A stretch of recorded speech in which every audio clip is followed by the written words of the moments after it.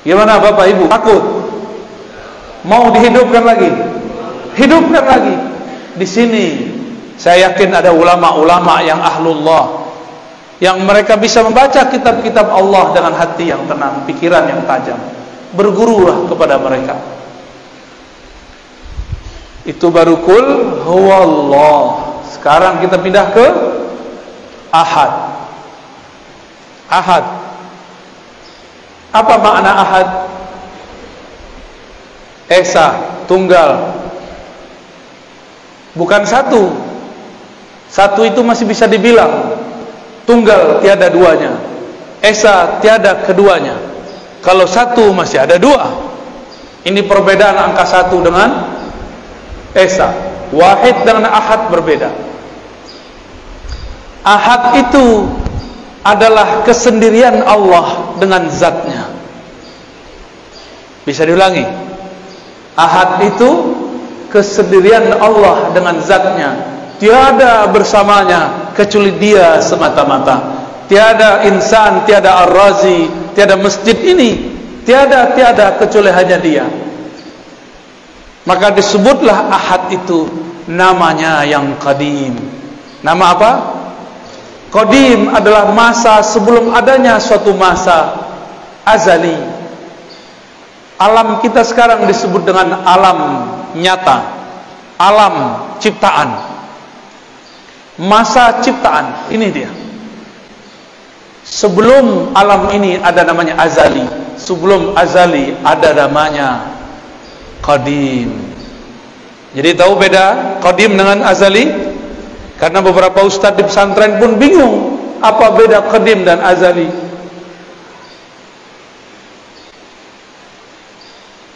Allah itu qadim, sebutannya ahad, hanya dia sendiri. Qadim berarti ma la yasbikuhu ahadun, ma la yasbikuhu adamun. Allah yang tidak pernah tidak ada. Tidak pernah tidak ada. Negatif kali negatif positif. Tidak berarti iya. Tidak pernah tidak ada berarti selalu ada. Negatif kali negatif positif. Itu makna dari qadim. Maka ahad adalah sifat Allah, sifat zatnya dan sifat salbiyahnya. Apa arti salbiyah? Sifat yang menafikan yang tidak pantas kepada Allah Subhanahu wa ta'ala. Tapi lebih tepat kita artikan yang pertama. Inilah sifat zatnya, dia hanya sendiri. Inilah kalam dari Abu Dzar yang dia dapatkan dari riwayat-riwayat Imam Bukhari. Imam Bukhari dapat dari Abu Musa al-Ash'ari, kakek dari Imam Ash'ari. Abu Musa al-Ash'ari radhiyallahu anhu bertanya, wahai Rasulullah, kaifa kana Rabbuna? Bagaimanakah sebenarnya hakikat Tuhan kita? Jadi memang wajar Imam Ash'ari kemudian jadi imam ahli akidah karena kakeknya dulu bertanya akidah. Jadi genetik DNA itu memang suatu hal yang sangat normal. Jangan-jangan Bapak Ibu ini jadi orang soleh sekarang karena doa orang terdahulu. Jangan sok soleh dulu. Jangan-jangan ini berkah dari mereka. Alhamdulillah. Doakan mereka. Maka kita selalu mengatakan Allahumma ighfir lana wa li abaina wa ummahatina. Ya Allah, ampunkan kami dan kakek-kakek kami, orang tua kami, nenek-nenek kami, ibu-ibu kami. Siapa tahu berkah doa mereka kita bisa bangun subuh pagi ini. Alhamdulillahi rabbil alamin. Abu Musa bertanya, mengagetkan tentunya. Tapi bagi Rasulullah girang. Kenapa? Ada sahabatnya yang bertanya yang canggih. Nabi jawab, kana Allah wa la syai'a ma'ah. Itulah makna ahad. Kana Allah, Allah ada. Kana itu bentuk lain daripada kana kainan, kana maujudan. Dia ada. Disitulah muncul kata wujud, ada dalam hadis tapi tersirat. Yang mengerti ahli akidah, orang cuma ngerti bahasa Arab tidak faham. Maka ada orang mengatakan tidak ada wujud dalam Al-Quran. Betul, tapi secara makna ada. Itu maksud orang yang ngomong gini, cuma dipelintir oleh sebagian orang supaya mengadu umat dengan tokoh-tokohnya. Saya memang mengkritisi beliau, tapi saya juga mengkritisnya secara jujur. Haram mempelintir kata-kata kalau belum selesai kalimatnya. Kritiklah dia, tapi jangan mengkritiknya dengan berbohong atas namanya. Apa kata Nabi? Kanallahu wala syai'a ma'ah. Dia ada, tiada satu pun bersamanya. Dia ada, tiada Ahmad. Dia ada, tiada Muhammad. Dia ada, tiada alam. Dia tiada ada, kita belum ada. Belum ada langit, belum ada bumi, belum ada arash, belum ada solat, belum ada zakat, belum ada doa, belum ada. Dia sudah menetapkan dalam ilmunya yang qadim bahwa pada saat ini, detik ini, tanggal ini, hari ini akan ada orang berkumpul bercerita tentangnya, tentang ahadiyahnya, betapa bahagianya Allah, tersenyum Allah melihat orang yang menikmati nama-namanya disebut. Paham tidak paham, dia ridha. Inilah yang dikatakan Nabi, jika engkau melewati suatu taman-taman surga, farta'u, petiklah. Apakah itu taman surga wahai Rasulullah? Majelis-majelis zikir. Zikir itu ada zikir menyebut namanya, ada zikir mempelajari sifat-sifatnya. Inilah kajian akidah dan tauhid. Bahkan lebih tinggi kajian menyebut sifatnya daripada hanya menyebut-nyebut namanya. Orang-orang yang mengerti sifat Allah, makomnya lebih tinggi di sisi Allah daripada orang yang hanya mengenal namanya. Seperti orang yang tahu nama seseorang tapi tidak tahu siapa yang punya nama. Bapak Ibu jamaah subuh di hari Jumat, hari Kamis, apa Jumat? Hari Jumat berkumpul dalam pagi ini dua keberkahan, barakatus sabah, barakatul Jumat. Keberkahan subuh, keberkahan Jumat. Jadi Ahad, apa arti Ahad? Esa, dia dengan kesendiriannya, tiada alam, tiada surga, tiada neraka, tiada Ahad kecualilah ia saja, tiada Ahmad kecuali setelah ia hapuskan. Baru kalau faham Ahad, berarti Allah perlu kita enggak? Allah sekarang masih Ahad enggak? Alam dicipta, Allah masih Ahad enggak? Berarti Allah masih sendiri? Jadi hanya Allah yang boleh jomblo, antum enggak boleh jomblo. Allah itu maha jomblo, maha sendiri. Itulah tanda zat yang sempurna. Kenapa kita perlu menikah, perlu teman? Karena kita tidak sempurna. Allah tidak perlu semua itu karena dia maha sempurna. Itulah alif lam dalam lafaz Allah. Kenapa saya jatuh cinta? Karena saya tidak sempurna. Saya butuh objek yang dicintai dan butuh orang yang mencintai. Allah mencinta karena dia bukan benda, dia bukan hanya sifat, dia zat yang maha sempurna. Semua cinta darinya. Jika disebut dia mencintai seseorang, mencintai sekelompok, berarti Allah memberikan, memancarkan kesempurnaannya kepada orang itu. Bukan berarti Allah memerlukan orang itu. Itulah beda kata cinta pada Allah dengan cinta pada kita. Allah mengatakan innallaha yuhibbut tawwabin. Allah mencintai orang-orang yang taubat berkali-kali. Artinya Allah akan memantulkan kesempurnaan ampunannya pada orang yang bertobat. Ini disebut dengan tauhid ahadiyah. Apa namanya? Disebut juga dengan sifat qadimiyah. Tauhidnya tauhid ahadiyah, sifatnya sifat qadimiyah. Selamat pusing. Kok banyak istilah? Ini saya udah kurangin istilahnya, udah didiskon. Ya, udah didiskon nih Bapak Ibu ini. Udah rukhsah, ya. Yaudahlah kalau nggak hafal istilah, cukup katakan ahad, hanya dia. Itulah yang kita baca ba'da salat. La ilaha illallah wahdahu la syarikalah. Lahul mulku wa lahul hamdu yuhyi wa yumiit wa huwa ala kulli syai'in qadir. Tiada yang berhak disembah kecuali Allah. Wahdahu la syarikalah. Dialah satu-satunya, tiada sesuatu di sampingnya. Tiada sesuatu yang berserikat dengannya. Apa maknanya? Allah kirim Jibril bukan berarti ia butuh Jibril. Jibril yang perlu dikhidmahkan oleh Allah. Allah kirim Mikail untuk mengantarkan rezeki. Bukan Mikail membantu Allah, justru Mikail terbantu karena berkhidmah kepada wali-wali Allah. Mikail membantu Allah atau membantu kekasih Allah? Membantu hamba Allah. Ya, Mikail tugasnya menghantarkan rezeki. Benar. Untuk Allah atau untuk hamba Allah? Jadi Allah perlu Mikail atau Mikail perlu Allah?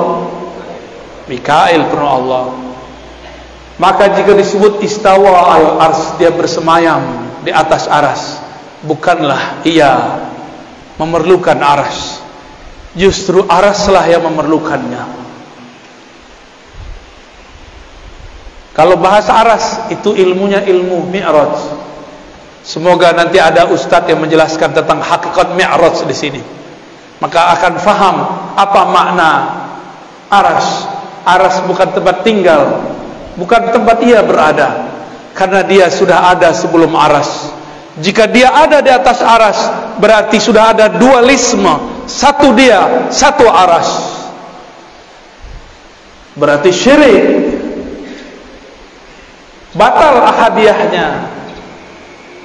Ahadiyah ini nama lainnya tauhid uluhiyah. Maka tauhid uluhiyahnya kita berbeda dengan uluhiyah yang sebelah. Paham? Mereka tauhid uluhiyahnya Allah bersama aras. Allah di atas aras, berada di atas. Kita tidak. Karena sesuai hadis Bukhari, Nabi lebih faham daripada ente.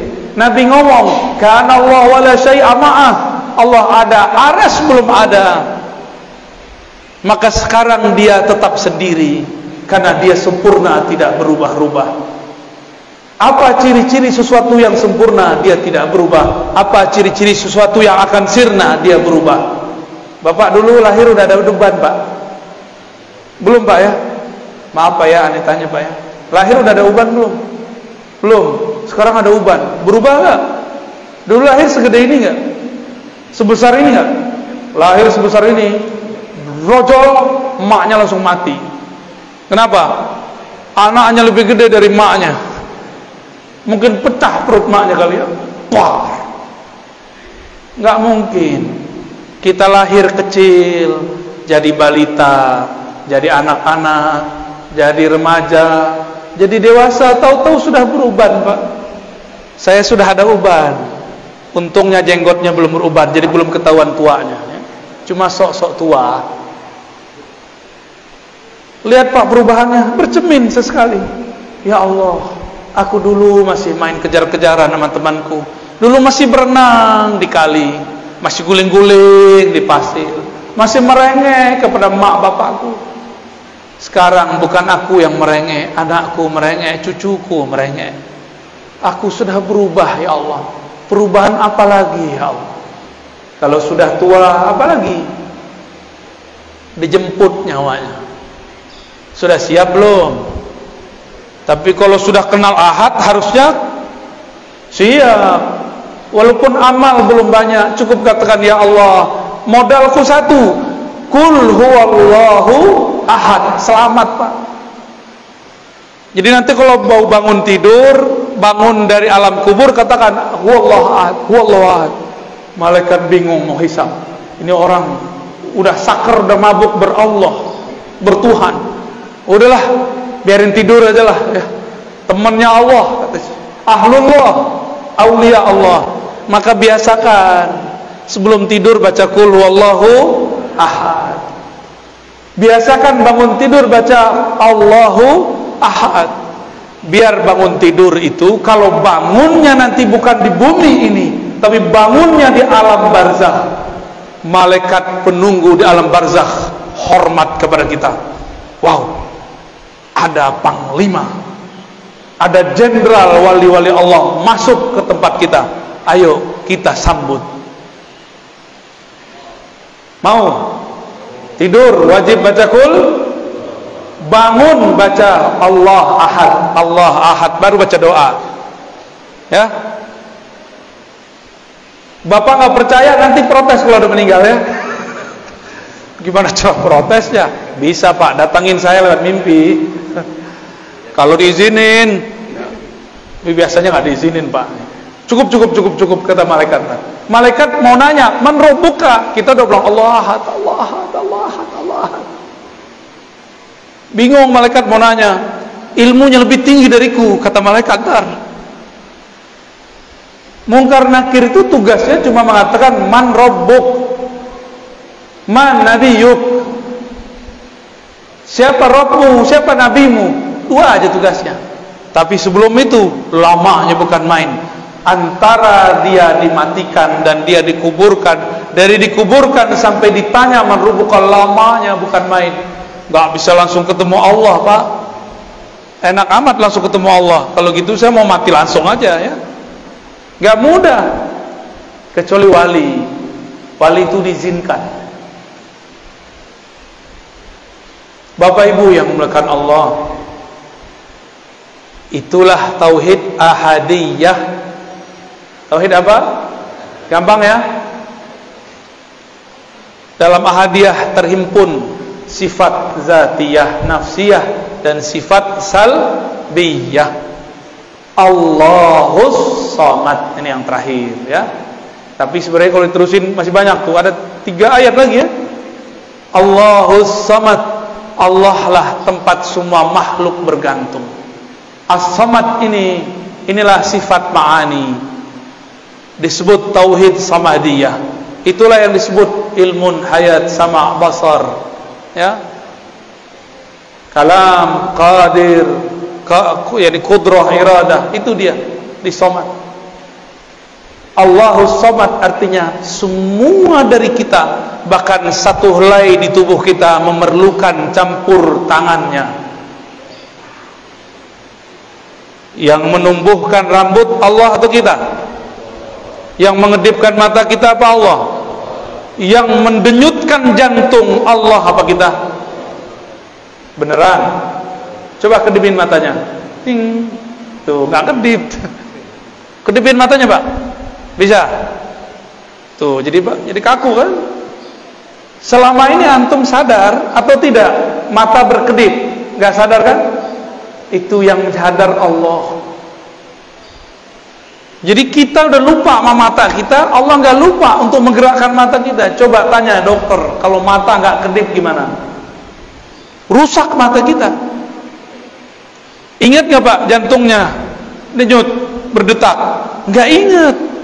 Kita nggak sempet hatta tanya tuh dokter, Pak dokter, Bu dokter, kamu ngurus jantungmu nggak? Bilang ke jantungmu, tung, berdenyut yang biasa dong. Pas ketemu kekasih, dia deg-degan, duh. Kita ngomong ke jantung, tung, yang tenang, tung. Gak bisa, dia bergerak terus. Karena bukan kitalah yang mendenyutkan satu denyutan dalam jantung. Allah Subhanahu. Maka kita nggak sadar alam yang dalam tubuh ini bergerak. Apakah Bapak Ibu yang mengalirkan darah ke ujung jari, darah ke ujung rambut, ujung kepala? Ya, rambut kita kan tumbuh di kepala. Di kepala itu ada darah pastinya. Jika dia tersumbat jadilah uban. Jadi itu udah alarm itu Pak. Bukan nakut-nakutin Pak, emang ini menakutkan ya. Selamat ketakutan. Allahus Samad. Jangankan alam semesta ini, tubuh yang kecil ini 100% semua adalah pancaran dari Samadnya. Maka kita ini tiada hidup kecuali karena Allahus Samad. Dalam As-Samad itu adalah berkata kun. Jika dia berkehendak, dia berkata kun. Dua sifat ini, ahadiyah, somadiyah, itu gabungan jadi sifat 20. Gampang toh? Tuh khatam langsung sifat 20. Cuma detailnya belum. Mahal itu Pak. Mahalnya tidak dapat dibeli, tapi karena sayang dikasih juga. Alhamdulillah Rabbil Alamin. Ya. Udah. Cukup. Cukup lah Pak. Ada pertanyaan? Gak ada ya?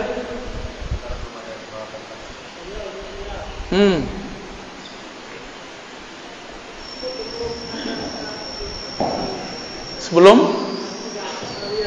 Azaliyah, Asy'ari, bagus. Itu sering dijadikan oleh kelompok tertentu untuk mentasykik umat. Ini pertanyaan bagus Pak. Mungkin itu juga yang bikin Bapak galau selama ini ya. Sebelum Imam Asy'ari, apa akidah umat? Apakah Rasul ikut Asy'ari? Ya nggak mungkin, Asy'ari baru hidup abad ketiga Hijriah. Kata kawan, ente mazhab Syafi'i, tapi kok akidahnya Asy'ari? Coba, Syafi'i ikut Asy'ari nggak? Saya sudah sering mengatakan pertanyaan begini, pertanyaan yang bisa menjebak dirinya sendiri. Syubhat itu masuk ke pikiran kita Pak. Dulu saya begitu. Sampai 2006 saya belum yakin Asy'ari sebagai imam ahli sunnah. Bayangkan, sampai tahun 2006. Jangan sampai Bapak tahun sekarang masih belum yakin juga Asy'ari sebagai imam ahli sunnah. Cukup saya yang terakhir begitu Pak. Imam Asy'ari itu menulis dalam muqaddimah kitab Al-Ibanah, akidahku ini adalah akidah yang aku riwayatkan dari murid-murid Imam Ahmad. Akidah ini akidah Imam Ahmad bin Hanbal. Ahmad bin Hanbal mengambil akidahnya dari Syafi'i, Imam Syafi'i dari Malik, Malik dari Nafi', Nafi' dari Ibnu Umar, Ibnu Umar dari Rasulullah sallallahu alaihi wasallam. Sebelum Imam Bukhari, orang pakai hadis apa? Imam Bukhari, tahu Imam Bukhari? Lahir akhir abad kedua, wafat pertengahan abad ketiga. Sebelum Imam Bukhari, ikut sunnah lewat siapa? Lewat Imam Syafi'i. Imam sunnahnya Imam Syafi'i. Coba lihat gelarnya Imam Syafi'i, Imamus Sunnah. Keberhasilan seorang guru jika muridnya lebih populer darinya, lebih terkenal dalam hadis darinya. Imam Syafi'i punya murid Ahmad bin Hanbal, Imam Syafi'i punya murid Al-Qarabisi, punya murid Al-Humaidi, mereka punya murid namanya Al-Bukhari. Al-Bukhari lebih terkenal dalam hadis daripada kakek gurunya Al-Imam Syafi'i. Walaupun Bukhari punya kitab Tauhid di Sahih Bukhari, tapi yang lebih terkenal sebagai Imam Tauhid adalah murid dari muridnya, yaitu Imam Asy'ari. Imam Asy'ari itu berguru ke murid-muridnya Imam Bukhari, maka akidahnya sama. Saya pastikan dan saya jamin akidah Asy'ari itulah akidahnya Bukhari. Saya tanya lagi, sebelum Bukhari kalau ikut sunnah lewat siapa? Nah, ini yang disebut sanad. Jadi jangan kebalik-balik. Kenapa kita nggak ikut akidah Syafi'i saja? Ya, Imam Syafi'i tidak menulis risalah dalam akidah, tapi pernah mengkalamkan tentang akidah. Kalamnya dikumpulkan oleh para imam, masuklah ke dalam kitab Al-Baihaqi, judulnya Manaqib Al-Imam Syafi'i. Muncullah orang memfitnah akidah Asy'ariyah berbeda dengan Asy'ari. Sok tahu ente ya, memalsukan sejarah Imam Asy'ari itu bagi mereka biasa. Mereka katakan Imam Asy'ari 3 periode, kayak mau jadi presiden 3 periode ya. Jadi akidah Asy'ari, sebelum Asy'ari akidahnya apa? Akidah Imam Ahmad. Berarti akidah Asy'ari sama dengan Ahmad? Sama. Sebelum Ahmad bin Hanbal akidahnya akidah siapa? Akidah Syafi'i. Sebelum Syafi'i sebenarnya di wilayah Kufah ada seorang imam namanya Abu Hanifah. Akidahnya akidah Imam Abu Hanifah. Dari Abu Hanifah turun nanti ke Tohawi, turun nanti ke Maturidi. Jadi ada dua cabang dari mazhab Abu Hanifah, Tohawiyah, Maturidiyah. Cuma mereka tidak tinggal di ibu kota umat Islam, yaitu Baghdad. Makanya akidah mereka tidak sepopuler Imam Asy'ari. Imam Asy'ari tinggal di Basrah, hijrah ke Baghdad, menjadi imam ahlu sunnah di semua wilayah. Kenapa? Kalau Indonesia kayak Jakarta, kalau Malaysia kayak Kuala Lumpur. Karena dia terkenal di ibu kota negara, maka namanya masuk ke mana-mana. Dulu belum ada YouTube, Pak. Ya, kalau ada YouTube, mungkin Imam Tahawi bisa jadi lebih populer, Imam Maturidi lebih populer mungkin. Tapi tetap saja Allah populerkan, walaupun belum ada YouTube dan Facebook. Ya, hebat nggak tuh Allah? Sebanyak itu imam, kenapa cuma 3 imam ini yang Allah populerkan akidahnya? Dari 3 itu kenapa cuma 2 yang paling tegas? Dari 2 itu Asy'ariyah kemudian mewakili 3 itu.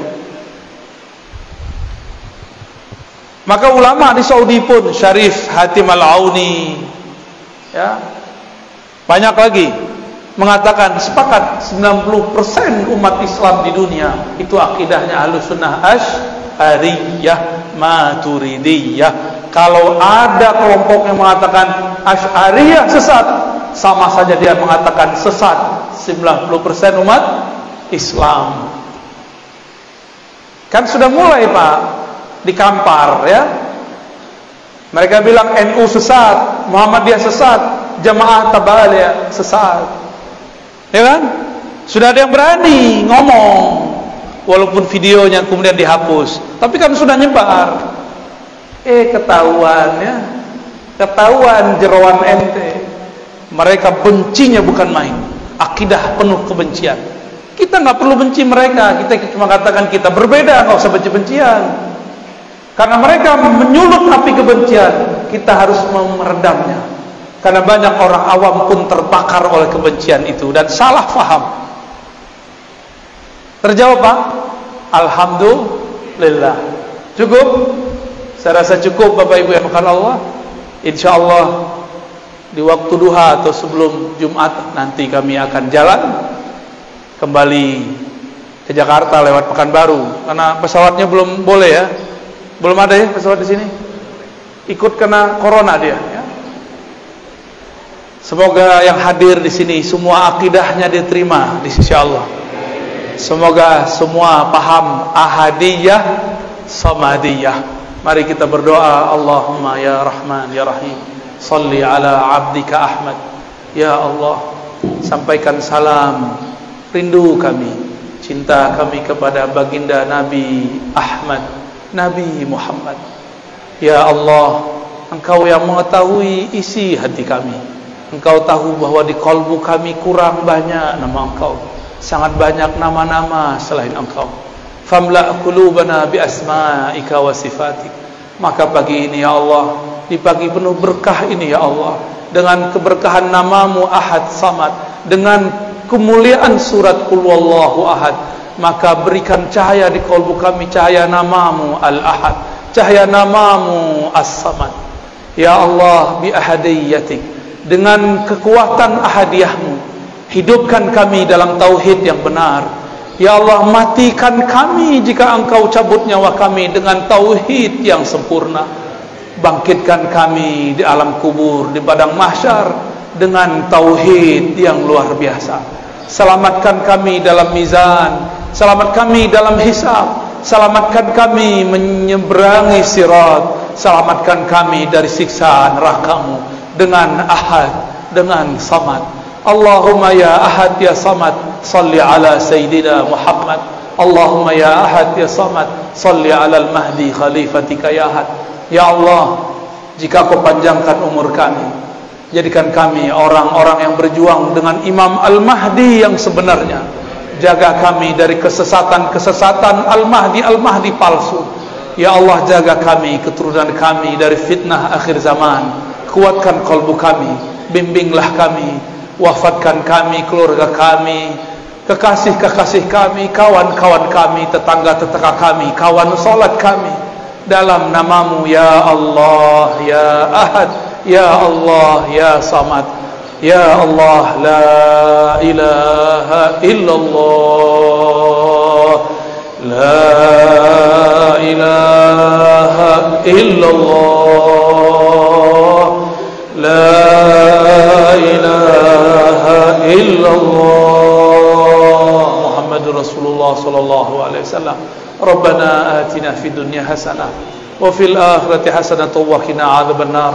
Ya Allah, jadikan kami bahagia denganmu di dunia dan di akhirat. Waqtim lana bi husnil khatimah, tutup kami dengan husnul khatimah. Wa sallallahu ala nabiyyina Muhammad walhamdulillahi rabbil alamin. Semoga semua diberkahi Allah, tidak perlu salaman, tidak perlu foto-foto, cukup salaman dengan qalbu ya. Assalamualaikum warahmatullahi wabarakatuh.